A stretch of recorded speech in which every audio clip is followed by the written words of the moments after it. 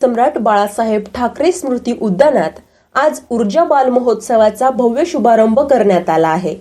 सध्या मोबाईलचा वाढता वापर लहान मुलांमध्ये मोठ्या प्रमाणात दिसून येतोय। खेळण्यांपासून मुलं दूर जात असल्याच्या पार्श्वभूमीवर शिवसेना उपनेते अजय बोरस्ते यांच्या पुढाकाराने हा अनोखा उपक्रम राबवला जातोय। मनपा आयुक्त मनीषा खत्री यांनी स्वतः उद्यानाची पाहणी करून संपूर्ण प्रकल्पाचे कौतुक केले।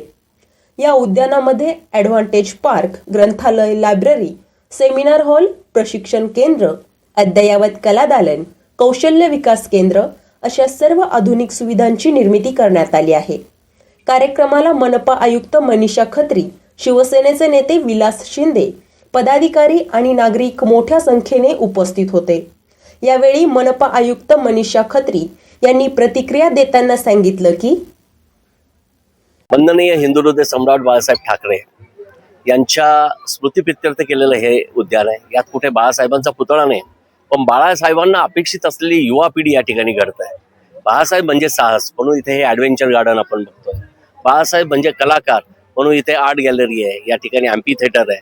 बाळासाहेब म्हणजे वाचन, बाळासाहेब म्हणजे भाषण, आणि म्हणून इथे अत्यंत चांगली अशी अभ्यासिका आम्ही निर्माण केलेली आहे। त्याच पद्धतीनं बाळासाहेब काय म्हणायचे की मराठी माणूस हा स्वतःच्या पायावर उभा राहायला पाहिजे, आणि म्हणून त्या ठिकाणी खाली सॉफ्ट स्किल ट्रेनिंग सेंटर केलेलं आहे। असं खऱ्या अर्थानं त्या विचारांची तरुण घडावा या दृष्टीने हे उद्यान आहे, आणि मला खात्री आहे नाशिककरांना हे आवडेल।